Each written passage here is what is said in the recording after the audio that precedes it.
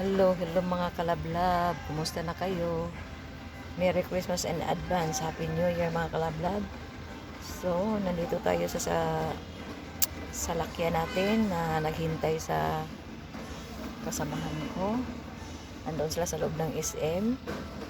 Ako hinahintay ko lang kasi tinatamad na ako magpasok doon sa SM. Anong gagawin ko naman doon? Maglakad-lakad lang. Tinatamad na ako. Mga kalablab, kumusta ang Pasko at saka mga Christmas party nyo? Sana ngayong 2025 maging healthy tayo lahat. I-bless tayo ni Lord palagi. Huwag natin kalimutan magdasal kay Lord para kahit papaano bibigyan tayo niya ng lakas. Bibigyan tayo ng ni Lord, yung protection sa araw-araw. Lalo na sa mga anak natin, nagtatrabaho or mga biyahe araw-araw. I-pray natin kay Lord ang mga protection nila dahil wala naman iba tayong kakapitan kundi si Lord lang. Mag-pray tayo araw-araw, huwag nating kalimutan ang pag-pray. Sa lahat ng oras, bago matulog, mag-pray tayo. Pagising sa umaga, mag-pray naman tayo. Magpasalamat nga nagising pa tayo. At magpasalamat din tayo sa araw-araw ng mga natanggap natin ng mga grasya at mga hindi tayo pinabayaan sa ating Panginoong Diyos na sumaklulo sa atin sa araw-araw.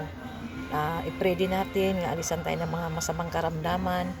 I-pray din natin na nandyan lang siya. I-pray natin nga iligtas tayo sa anumang kapahamakan sa araw-araw. I-pray natin gabayan tayo sa mga gagawin natin at wag lang tayo mga kalablab bumitaw. Ang atong hagiban, ang atong panglaban sa sarili natin ang prayerful mga kalablab. Ang prayer importante talaga sa buhay natin yan mga kalablab, kasi kung wala ang prayer, paano na lang tayo? O, diba? Paano na lang tayo mga tao? Umaasa lang tayo sa Diyos. Umaasa lang tayo sa prayer. Hindi man pwede, hindi man tayo nabubuhay pang sarili lang natin, kundi nabubuhay tayo dahil sa Diyos, dahil kay Lord. Si Lord ang nagtuga sa atin. Siya nagbigay ng buhay natin. Siya ang yumayakap sa atin araw-araw. Kung may mga sakit tayo, hilingin lang natin kay Lord na pagalingin tayo. At saka mga kalablab, ito lang ang prayer nga ano ko lang sa inyo, i-share ko lang nga huwag kayong mag-pray sa maraming tao. Ang gagawin nyo na lang, may bahay naman kayo, may kwarto naman kayo, pumasok kayo sa isang kwarto, magsirado kayo doon ka humingi ng tulong sa Diyos. Kung pwede, iyakan mo ang Diyos, lumuhod-luhod ka sa kwarto mo nga ikaw lang mag-isa nakakita at si Lord lang ang nagiging kausap mo. Yan, importante talaga yan mga kapatid or mga kalablab. Yun talaga ginagawa, gina-apply ko yan sa sarili ko na hindi ako nabubuhay dito sa sanlibutan kundi dahil kay Lord lang nabubuhay ako. Kaya mga kalablab, yun lang ang i-share ko sa inyo. Kung pwede, magbasa tayo ng mga Bible sa mga pulong ng Diyos nandyan para mapalapit tayo sa Kanya. Yun lang ang sinasabi ko sa inyo. Huwag natin kalimutan ang prayer. Ang mag-pray tayo araw-araw, gabi-gabi, kung di minuto-minuto, kahit saan tayo, sa biyahe tayo, sa salakyan, kahit saan. Dahil nagiging altar na natin kung saan tayo mag-pray nga ano. Pwede naman tayo mga kalablab maka-pray ng pangsarili lang, sa isip lang, kahit hindi ka magsasalita.